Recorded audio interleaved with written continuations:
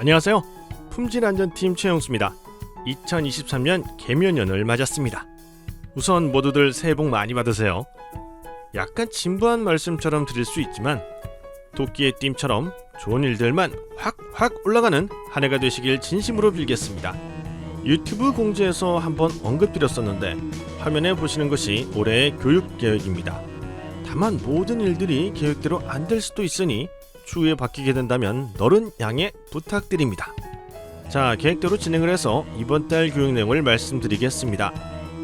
이번 달은 햇섭을 운영하기 위해서 필요한 선행 요건, 즉 미리 행해져야 하는 사항에 대해서 설명드릴 건데 그 항목은 총 8가지가 있으며 이번 달은 그 중에서 2가지 항목에 대해서 설명해 드리겠습니다.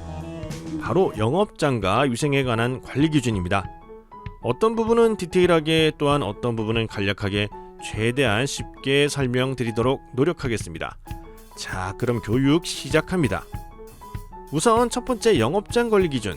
영업장이란 기본 개념을 우선 알아야겠죠. 영업장이란 말 그대로 영업 활동이 발생되는 모든 장소를 말하는데요.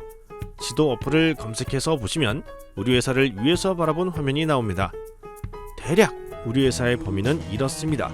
이 범위 전체를 영업장이라고 얘기하고요. 이렇게 축소된 부분은 생산 작업장이 있죠. 이 부분은 영업장에 속해 있는 작업장입니다. 그러니까 영업장이라 함은 우리 회사의 전체 구역을 모두 포함합니다. 햇섭에서는 식품을 만드는 장소에 대해서만 관리하는 것이 아닌 식품을 만들기 위하여 모든 활동이 수반되는 장소에 대해서 전부 관리하라는 뜻입니다. 이게 바로 영업장 관리 기준입니다. 그렇다면 이 영업장에서 무엇을 관리해야 할까요? 식품회사이다 보니 우선 건물의 구조가 밀폐가 잘 되어야 하겠죠. 왜냐하면 밀폐가 안 되어 있으면 벌레, 쥐, 비둘기, 먼지, 기타 이물 등 식품 제조장에 들어가게 되면 제품에 이물이 혼입되거나 미생물 오염이 발생할 수 있습니다. 그래서 생산 작업장이나 출하 작업장은 외부와 분리가 되어 있어야 합니다. 여기서 분리란 벽, 층 등에 의하여 별도의 공간으로 구별되는 경우를 말합니다. 쉽게 설명드려서 이 화면을 보시면 해당 공간은 벽과 천정 등에 의해서 다른 공간과 완전하게 차단되어 있습니다. 이것을 바로 분리라고 합니다. 그래서 완벽한 분리가 되려면 이런 틈새가 있으면 안 되겠죠? 특히 식품 작업장 내에는 이러한 구멍이나 미세한 틈새도 허용되어서는 안 됩니다. 왜냐하면 이 구멍으로 벌레나 쥐가 들어올 수 있습니다. 벌레가 워낙 작으니까 그렇지만 쥐는 어떻게 들어올 수 있을까요? 화면을 보시면 쥐는 자기 머리가 들어갈 정도의 틈만 있다면 몸의 뼈가 유연하게 변경되어 침입을 할 수 있습니다. 그래서 식품 공장들은 틈새가 없도록 관리되어야 합니다. 이렇게 분리가 된 공간에서 벽과 천정, 바닥의 재질도 중요합니다. 내수성, 내열성 등의 재질을 사용하며 바닥은 파이거나 갈라진 틈이 없어야 합니다. 그리고 언제나 마른 상태를 유지해야 하죠.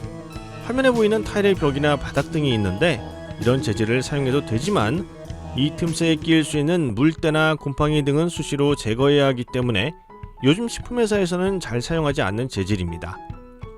이렇게 분리된 공간 안에서 환기도 잘 되어야 하고 작업을 할 수 있게 조도도 좋아야 하겠죠. 참고로 조도의 단위를 룩스라고 얘기하는데요. 이 룩스는 초 1개의 밝기입니다. 이물을 선별해야 하는 작업장 등은 540 룩스 이상의 밝기가 되도록 조도를 유지해야 합니다. 540개의 초 밝기를 말이죠.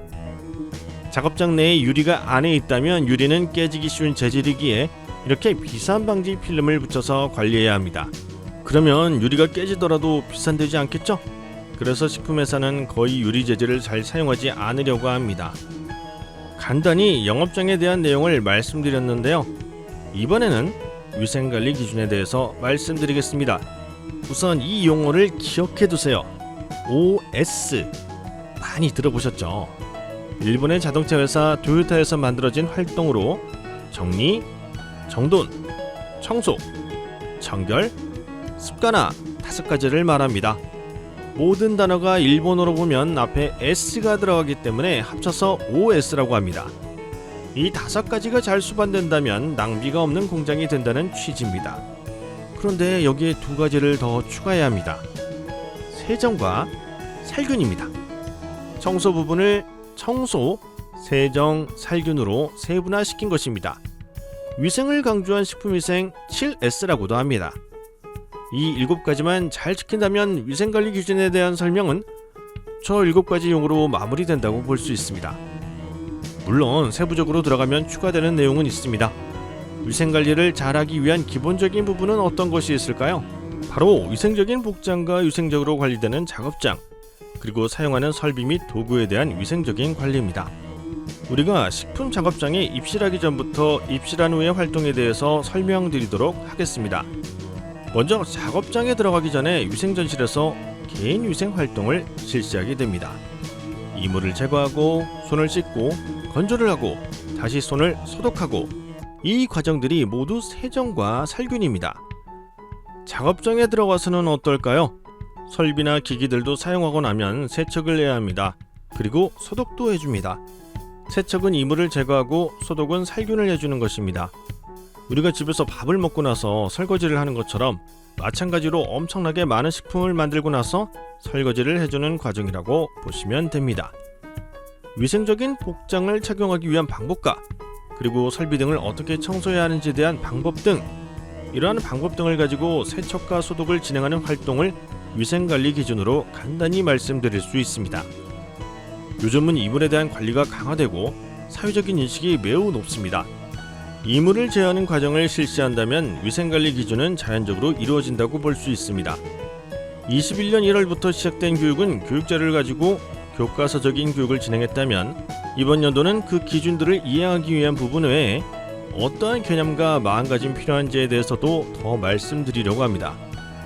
교육 시간을 더 길게 가져가고 싶으나 영상이 10분이 넘어가면 대부분 집중력이 떨어지는 경우가 많기에 이번 달 교육은 여기서 마치도록 하겠습니다. 이 내용을 가지고 2시간을 얘기할 수 있으나 압축해서 간단하게 말씀드리는 점 이해 바랍니다. 마지막으로 올 한 해도 좋은 일들만 가득하시길 빕니다. 감사합니다.